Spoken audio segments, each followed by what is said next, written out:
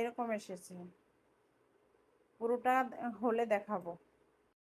এই গোলাপ ফুলটা আমি দেখাবো। এটা একটা সিঙ্গেল কামিজে, এটাকে কাশ্মীরি বরাট বলে। কাশ্মীরি বরাটের মধ্যে এভাবে চাপায় চাপায় সুন্দর করে চিকন চিকন করে দিতে হয়। এখানে আপনি যদি সুন্দরী যে লাচ্ছি সুতাগুলো আছে এগুলো নিলে সিঙ্গেলও নিতে পারবেন, ডাবলও নিতে পারবেন। আমি ডাবল নিচ্ছি, একটু একটু ভারী হবে, কিন্তু সিঙ্গেল নিলে সবচেয়ে বেশি ভালো। তবে সিঙ্গেল নিলে কাজটা করতে একটু দেরি হবে। আমি যতটুকু পারতেছি আজকের ভিডিওতে দেখাবো। নেক্সট মানে পুরোটা যখন শেষ করব, শেষ করে তারপরে লুকটা দেখাবো।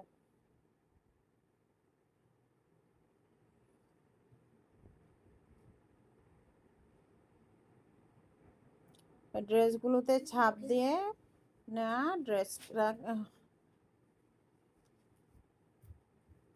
পাপড়িগুলো সুন্দর মতো ভরাট করলেই অনেক বেশি ভালো লাগবে।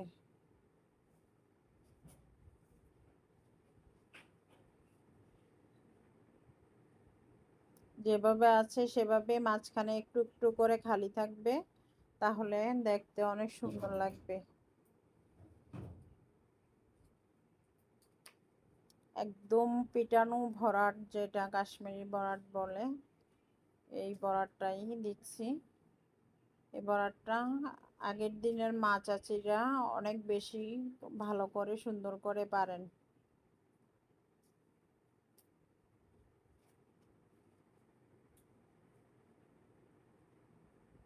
তাদের বাসা অনেক ওয়ালমেট আগে করতো এরকম বরাট দিয়ে, বড় বড় বড় ডিজাইনে করাও সহজ এই বরাটটা দিয়ে। প্রত্যেকটা পাপড়ি আমি এভাবে করে বরাট করব। বরাটগুলো এভাবে নিখুঁত করে করতে পারলেই বা দেখতে অনেক লুকিংটা সুন্দর আসে। আর এই ডিজাইনটার আমি পিক দিয়েছিলাম যে আমি কিভাবে এঁকেছি। আঁকানো যেই ডিজাইনটা আছে, ডিজাইনটার আমি ভিডিও দিয়েছিলাম। অনেকেই বলবেন যে ডিজাইনটা কোথা থেকে আঁকা। যদি কেউ নিতে চান তাহলে নিতে পারবেন, সমস্যা নাই। আঁকানো ড্রেস নেওয়া যাবে। এইভাবে করে আপনি জাস্ট এঁকে, আমি স্পিডটা একটু বাড়িয়ে দিয়েছি কারণ এটা তো একদম ফুললি ভরাট, সেজন্য হচ্ছে স্পিডটা বাড়িয়ে দিয়েছি। কারণ এটা করতে কিন্তু সময় বেশ লাগে, মোটামুটি ভালো সময় লাগে। আর পাতাগুলো করাও দেখাবো আমি। যতটুকু পারতেছি অতটুকু একটা ভিডিওতে তো সম্ভব হবে না। পুরো ভিডিওটাতে আমি আস্তে আস্তে একটার পর একটা দিয়ে ডিজাইনটা কেমন হয়েছে সেটা আমি দেখাবো।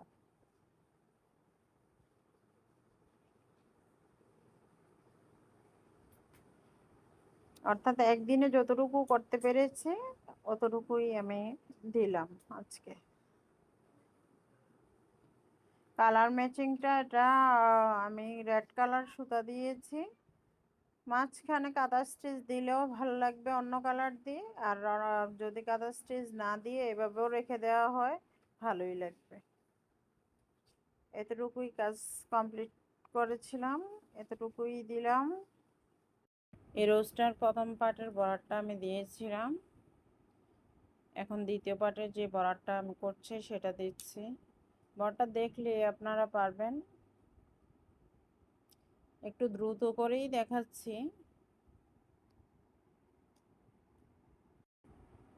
দ্রুত করে না দেখালে এটা দেখা যাবে যে শেষ হতে অনেক সময় লাগবে, কারণ এখানে 14-15 মিনিটের ওপরে ভিডিওটা। তারপরও যতটুকু স্পিড কমানো যায় অতটুকু কমিয়েই আমি দেখাচ্ছি। কোনো জায়গায় যদি একটু ফাঁক থাকে তাহলে একবার নিয়ে পরাটটা করে নেবেন। সুতাটা নিয়ে আবার একটু সুতা দিয়ে নিলেই হবে। আমি নেক্সট কলিটাতে আবার যাচ্ছি।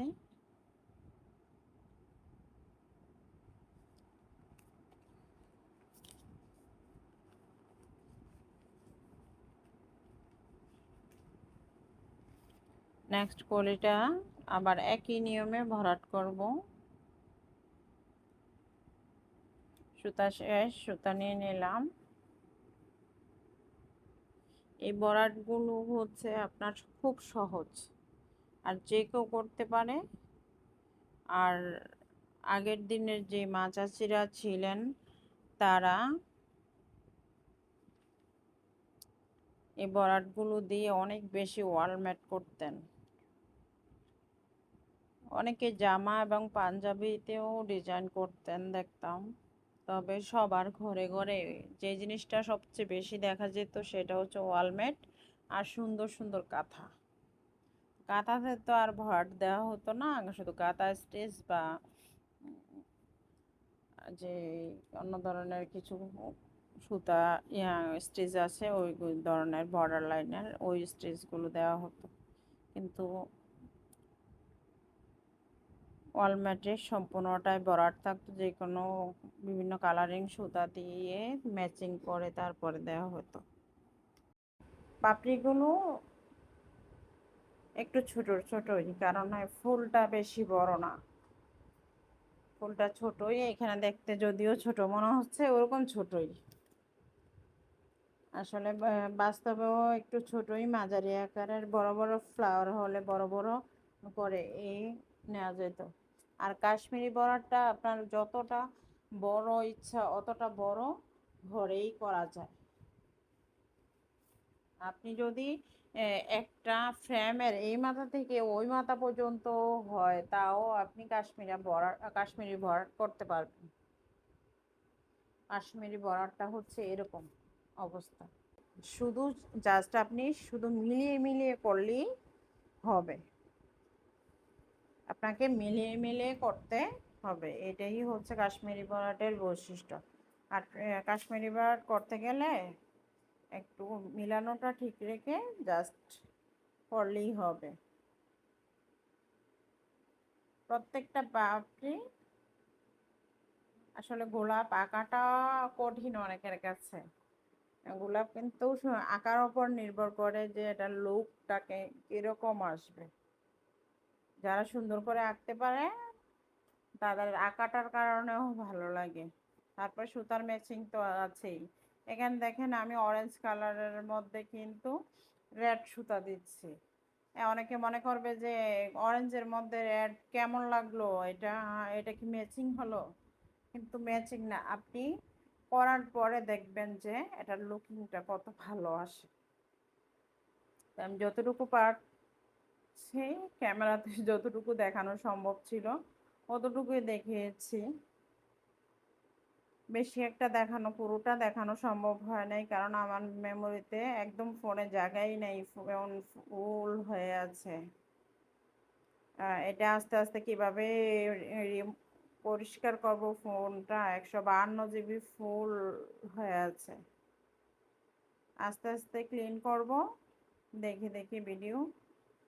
তো আমার দেখা যায় পেজের পাশাপাশি আমি একটা নতুন ইউটিউব চ্যানেল খুলেছি। আগের একটা ছিল কিন্তু এখন নতুন একটা খুলেছি, ওইটাতে দেই। ওটাতে দিতে গেলে দেখা যায় যে আগে আমি ফেসবুকে পেজে দেই, তারপরে হচ্ছে আমি দেখা যায় ভিডিওগুলো একসাথে করে তারপরে ইউটিউবে দিই। ইউটিউবে দেওয়ার পরে তারপর ডিলিট করি। আর সবগুলো একসাথে তো ছাড়া যায় না। আর ইউটিউবেও দিতে গেলে দেখা যায় যে সময় হয়ে ওঠে না বা দেওয়া হয় নাই, এরকম একটা ইয়েতে হচ্ছে থাইকা যায়, অনেক ভিডিও থাইকা যায়, সেই জন্য হচ্ছে আপনার স্টোরেজটা ফুল হয়ে যায়। তারপরেও আমি আস্তে আস্তে ক্লিন করব আর ভিডিও দিতে থাকবো। যদিও ছোট ছোট হয় মাঝে মাঝে ভিডিও, মাঝে মাঝে দিতে পারি না, ব্যস্ততা থাকে, নিজে অসুস্থ থাকি। আসলে আল্লাহর রহমত, আর সুস্থতা হচ্ছে আল্লাহর রহমত, এই আর কি। ভালো খারাপ সব মিলেই আসলে জীবন, এটার নামেই জীবন। দুঃখ কষ্ট তো থাকবেই, কর্মব্যস্ততা তো থাকবেই। যারা কর্মব্যস্ত থাকেন সারা দিনই ব্যস্ত থাকেন, আর যারা অলস সময় পার করেন সারা দিন, সব সময় তারা অলস সময় পার করতেই বেশি পছন্দ করেন। আমি সব সময় কাজ করতেই ভালোবাসি, তবে হাতের কাজটা বেশি ভালোবাসি, এই আর কি। গোলাপের লুকিংটা এরকম এসেছে আর পাতাগুলো দেওয়ার পর এরকম এসেছে। পুরোটা হলে দেখাবো।